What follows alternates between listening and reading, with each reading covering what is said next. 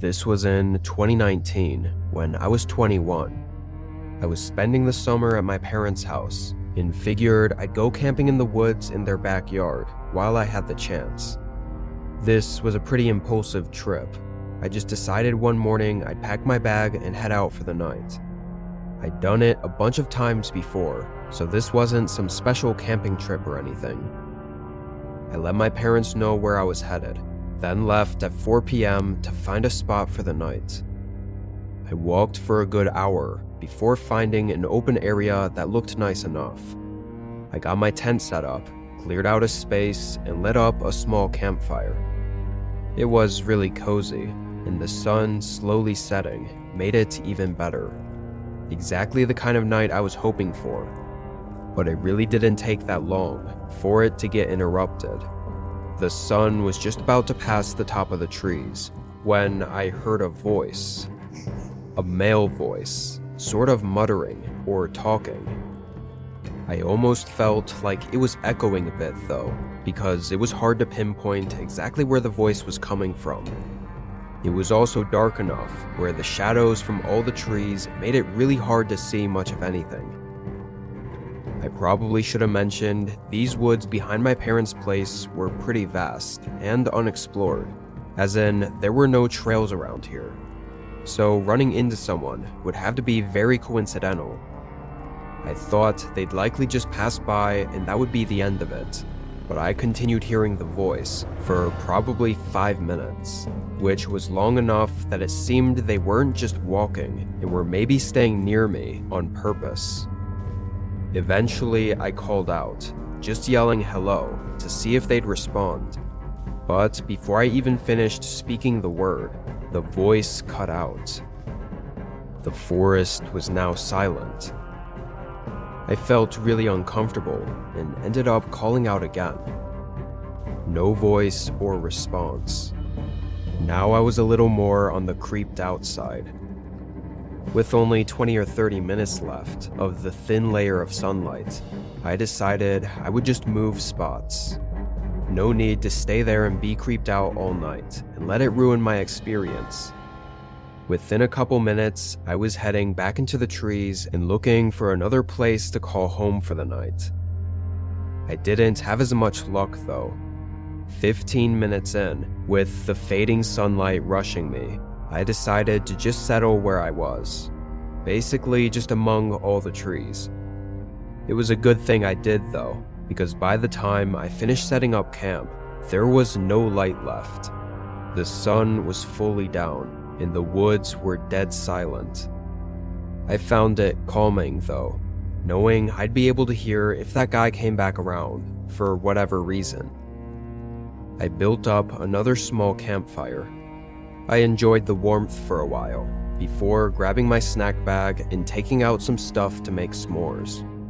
I got a small stick and stabbed a marshmallow on the top and held it over the fire. I don't know what it was about it, but roasting a marshmallow over a campfire is just one of my favorite things to do. It helped get my mind off of things.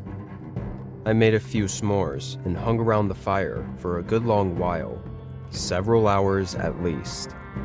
It was pretty late by then, and I was letting the fire begin dying out. It was still somewhat bright, but only half as much as it was before. But then I heard the crunch of leaves behind me. I thought it sounded like somewhere to the back left of my campsite. It was completely dark though, and once I was looking over there, whatever it was had stopped moving. Again, I called out. Honestly, I wasn't expecting much, considering how last time went. But a few moments later, a man stepped out of the woods and into the light. Though it startled me, because he came from a different area than what I was looking at. "Didn't mean to scare ya," he said with a smile as he casually walked up to the fire and sat next to it. He held his hands out to warm them by the fire. He acted as if he were supposed to be there, or like he knew me or something. Can I help you? I think you're at the wrong campsite," I said. "No." I didn't know which part he was saying no to, but either way, it was an unsettling response to not add anything to. I sort of had to think for a few seconds about what to do or say, so there was a very strange, tense little bit as we both sat by the fire, not speaking. It got so tense that I sort of just asked whatever came to mind, which in hindsight, I probably shouldn't have. "Do you happen to be the one I heard talking out in the trees around my other campsite earlier?" The man stayed looking at the fire, but his face visibly fell flat. "Must have been someone else," he said with a much colder, monotone voice. Something was extremely off about all this, but I still didn't know how to get out of it without risking causing trouble. Before I was able to think too much about it, a stick cracked behind me. I looked back. It was from the same spot to the back left of the campsite. My heart sank. The man wasn't alone. Someone else was here. I turned and looked back toward the campfire. He was staring at me. To be perfectly honest, I don't even remember whether he was smiling or angry or what, because all I remember was the intense, cold, and dead look in his eyes. I instantly sprung up from my chair and made a dead sprint into the trees. I heard one of the men say something, clearly talking to the other in frustration, and momentarily I heard footsteps running up behind me. However, as I got deeper into the woods and into the darkness, I lost them. Having grew up in these woods as my backyard, I was still able to somewhat navigate through them and to the road, following it back to my parents' house. They called 911 for me. Long story short, I led a team of officers to the campsite in the morning. Everything was gone. I don't know if that makes things better or worse. On one hand, it could have meant they were just there to rob me. But on the other hand, it made it definite that they had bad intentions, so they really could have been trying to do anything. After all, one of them did chase me for a minute. Shouldn't surprise anyone to say I never went back in those woods behind my parents' house.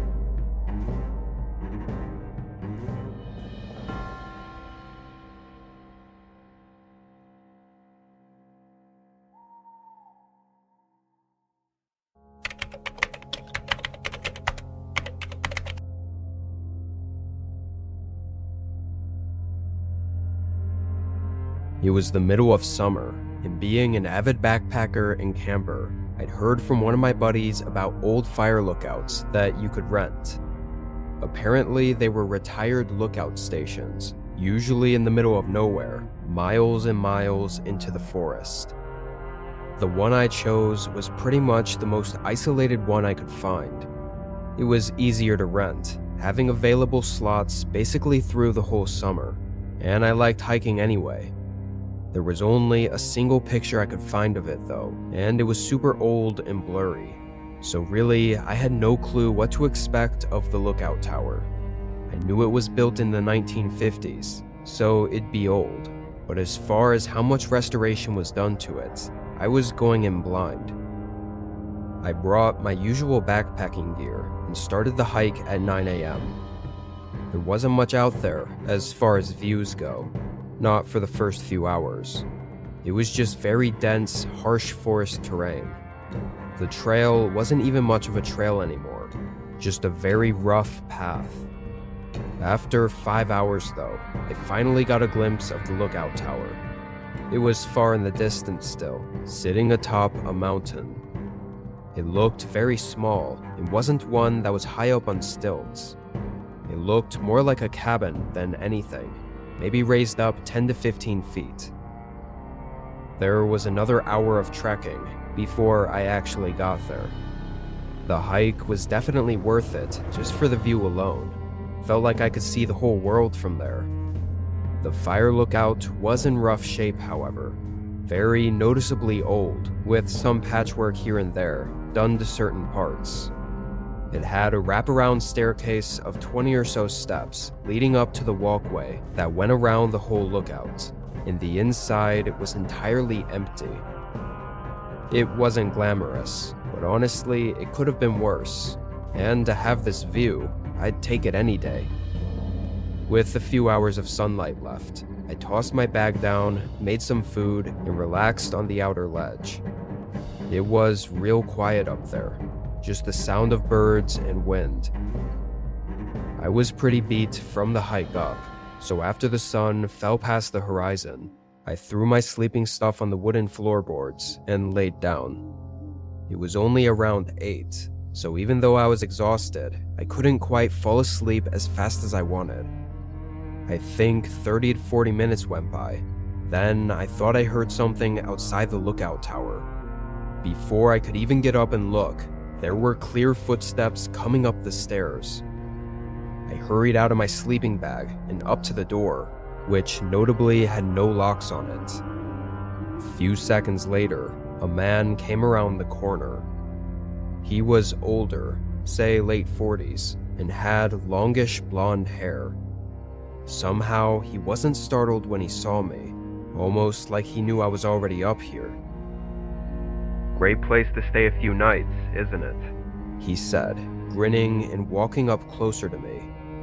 I agreed, still a little nervous, and mentioned I booked it for the next 3 nights. I was already a little put off though, because I knew there was nothing else around here, so him being here while I was also here was really strange. I asked if he was camping around here. "Actually, I was hoping to be staying here tonight," he said, again with a grin. I wasn't sure how to respond to that, but I ended up just saying sorry. "Well, it looks like you've got enough room in there. I mean, it's just you here, right?" After hesitating for a second, I lied, saying a friend of mine was just a few minutes out, and that unfortunately we couldn't let him stay here with us. He looked at me, grin fading from his face, and didn't say anything for a moment, then nodded and started to leave. It wasn't until he turned around to head back down the stairs that I noticed he didn't have a backpack, no gear at all. Surely he had to have left his pack somewhere nearby. Couldn't see why anyone would be this far isolated without any camping gear, even if they were planning on using the fire lookout as a shelter. I got some uneasy feelings about that man, so I stayed up a bit longer and just stared at the forest below the lookouts. I did end up getting really sleepy though, and got back in my sleeping bag and passed out. I woke up in the morning, feeling better and spending the first hour making coffee and enjoying the view. When I headed down from the lookout though, there was a note attached to the wooden railing at the bottom. It was just a piece of paper with the word "sorry" written on it, with a smiley face next to it. I assumed it had to be from the guy, but if he put this here, then he must have come back sometime in the middle of the night while I was sleeping. I immediately felt really unsettled just thinking about it. The fact he even left a note was just weird. Despite the strange occurrence, I decided to go for a walk. Maybe it was to also scan the area for any signs of the man still being around, because clearly he didn't leave when he should have. I wandered around the forest, down the hill from the fire lookout. There wasn't much to see though. It was all the same dense forest that I'd hiked up through the previous day, and I didn't notice any campsites or things left behind. I went back to the lookout and enjoyed the peace and quiet for the rest of the day. I stayed up much later than I did the night before. I had this small battery-powered lantern that I hung up on the wall so I could see a little better, and I just sort of existed. I thought about whatever and stared out at the darkness beyond the lookout, only slightly being able to make out the outline of the mountains. I want to say I didn't start getting ready for bed until nearly midnight. Could have even been 1 a.m. I set up my stuff, then grabbed my lantern and headed down the steps to the forest to take a leak real quick before bed. I walked up just to the edge of the tree line, but as I got there, I saw something move in front of me. Just a glimpse of something shift out of the dim light from my lantern. I froze for a second, then held it up further forward, although it didn't help much. "Someone there." The silence that followed my voice made things even more eerie. I basically ran back to the lookout. It didn't feel much safer in there, though. Windows covered every inch of the walls, and like I mentioned before, the door didn't even have a lock on it. Part of me really wanted to leave, but heading out now while it was pitch black out, and with the trail being nearly non-existent, would probably be worse than just staying put. I kept the lantern hung up on the wall and looked out the windows at the forest below. It was really eerie knowing that with the light, if someone was out there, they could probably clearly see me in the window. Meanwhile, all I saw was darkness. I could see the bottom of the stairs though, so that's what I was focusing on, making sure nobody tried to come up. The longer I stayed there watching, the more this sense of unease started to fill my body. I didn't know what I was going to do, but I decided to pack up my stuff. At least then I could make a run for it if I had to. As I stuffed my backpack, I would stop every 30 seconds and go back up to the window to look out at the stairs, then continue packing, repeating this over and over until I finally got everything in my bag and ready to go.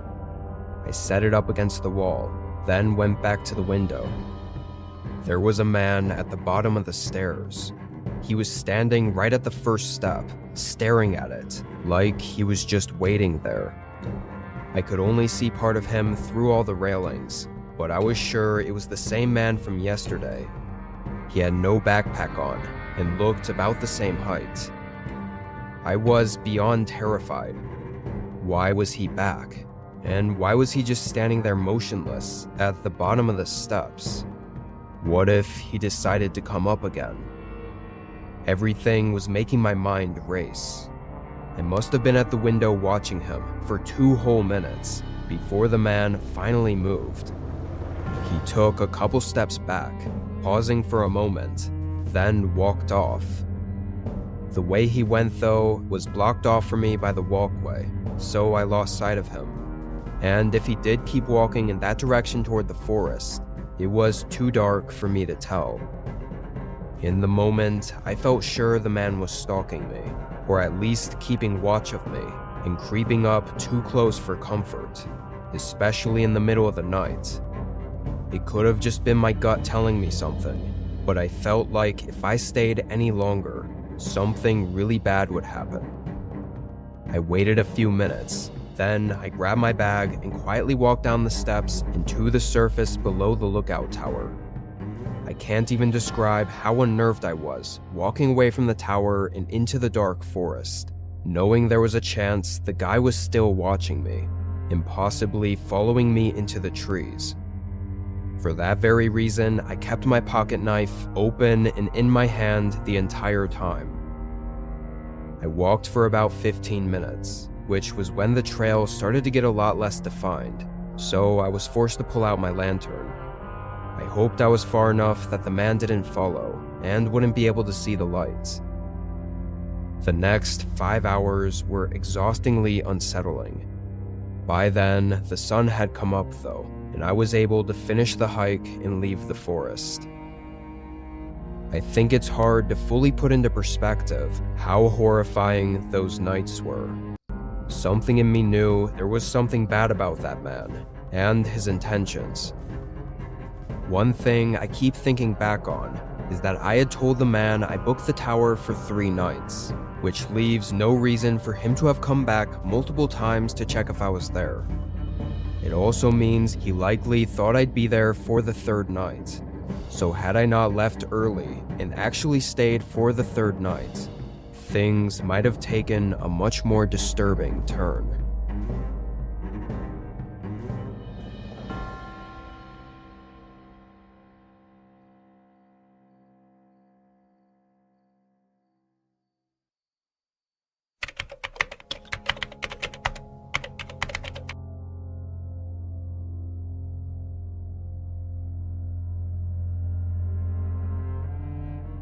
I was driving from northern Montana all the way up to Alaska.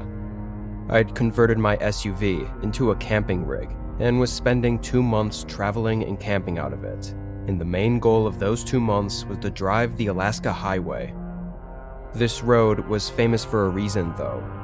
It went through the western portion of Canada and was very desolate and rough. I knew that beforehand, so I came in as prepared as possible for the journey. Of everything to be nervous about, though, the one thing that had me feeling a bit more vulnerable was that because I had to drive through Canada, I couldn't bring any firearm with me. Usually, I always carried a piece tucked under my seat just as a means to protect myself in an emergency. But for this trip, I couldn't. Anyway, the first day went well. I got in a good 8 hours of driving. Most of this section of the road was a little less desolate than the next portion. This next part only had a gas station every couple hundred miles, so I had to stop and fill up every single time and be very careful about how I drove. By sundown, I was just about ready to pass out. I pulled off on the next campsite I saw. Out on the road, there were rest stops every once in a while, but there were also a ton of trails that just had empty, wooded camping lots. Those were the ones I always preferred. Since it was already late, though, I didn't see much of the lot I pulled into. It just looked like forest all around me, and nobody else was there. So I put up my window shades, hopped in the back seat, and slept until morning. Everything seemed fine. I got good sleep and didn't wake up at all during the night. Before hitting the road again, though, I wanted to stretch my legs and get a walk in. Right when I stepped outside, I noticed a trail, so I decided to follow it. It wasn't very long, though. I think I walked maybe 5 minutes before getting to another campsite, but something didn't feel right about it. It was scrappy and rugged. Clearly someone had been there recently, and it sort of looked like they left in a hurry. Half of their stuff was missing, and the other half was torn up and thrown across the site. After only being there for 30 seconds, I turned around and headed back. I didn't know if someone was still around, but I trusted my gut and walked back to my car. When I got back, though, there was now a truck parked right up next to my car. It was an all-black pickup truck with tinted windows. Nobody was outside of it, so I assumed they were inside watching me as I got up to my car and got in. With the strange campsite and the sudden truck parked near me out in the middle of such an isolated road in the forest, I just left right away. I didn't even have to think about whether or not something was actually wrong, because getting out of there quickly was the obvious answer.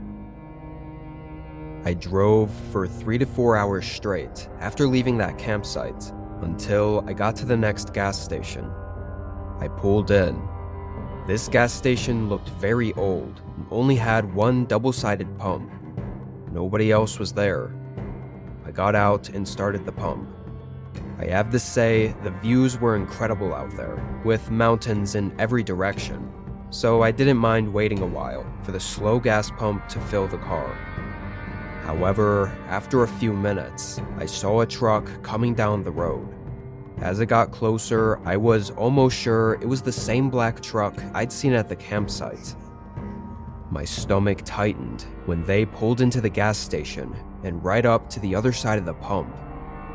Of course, it made sense they'd be getting gas, as you kinda had to at every stop on this road, but it still felt a little strange. Why would they have pulled into the campsite and only stayed there for a few minutes, just to leave right after I did? Thankfully, I was done in 30 seconds, getting back in and driving off. I think part of what made it all feel so off was that I never saw the guy. He never got out of the truck or showed himself, so it just made it all feel a little more unusual. Regardless, I felt good knowing now that my tank was full. I'd be driving non-stop for a while, likely putting a ton of distance between us and getting to just enjoy the scenery. Also, I'd hopefully be ahead enough to find a campsite during the day, so I wouldn't be parking anywhere blind like I did the previous night. I drove a long while, pretty much until I noticed the sun start coming down. Then I found a decent spot to pull off. It felt a little more hidden. The trail sort of nestled away in the brush, and there weren't any signs of anyone having been here recently, so it definitely wasn't a popular place to camp. I felt a lot more safe here than I did before. I really wanted to set up my tent and have a nice outdoor campsite, as it was way more spacious than sleeping all cramped up in the back of my car. But something in me told me not to, just in case. So I just made food outside and enjoyed the nature until sundown, then got back in my car. The next day was hopefully going to be shorter than the last two, and knowing that, I decided to stay up and watch some videos on my phone that I had downloaded. I was there, awake for probably 4 hours. I felt very comfortable there, and was actually really excited to be getting into Alaska tomorrow morning. But then, around 11 p.m., I heard something outside my car. Even from just a second of listening, I was 100% sure it was a person walking. The dry sticks and leaves made it very loud and distinct.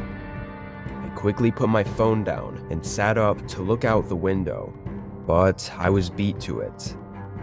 A man's face was pressed up against the side window, staring in at me. I could barely see him, but there was no mistaking that that was what I was seeing. I jolted back, losing my breath from the instant fear. They also moved back, disappearing into the void of darkness just past the window. I immediately jumped up to the front seat, seeing the second guy that I'd heard walking, running up to the car. He smashed open the back window just as I got to the front. My adrenaline flowing made it hard to do the simple task of getting my keys out and starting the car. That, on top of also looking back at what the men were doing. One of them was running up to my driver window, while the other was sticking their arm through the broken window to try opening the door from the inside. In the panic, I somehow managed to get the keys into the ignition and turn it on right as he opened the back door. I floored the car. As I pulled out, I passed by that same black truck parked off the path, sort of hidden in the bushes. They had followed me all this way. I drove a mile or so, then pulled off to close the back door that was still hanging open, and to call the police with what little cell service I had. Obviously, out in the middle of nowhere, it took forever, and the men were probably long gone. I never got their license plates, and it was too dark to get any facial features, so it was a lost cause. Despite the horrible experience, I still ended up making it to Alaska and enjoying the rest of my trip after repairing the window. What both of the men were intending to do, breaking into a car in the middle of the woods at night, knowing I was inside, is left to speculation. I prefer to not even think about it.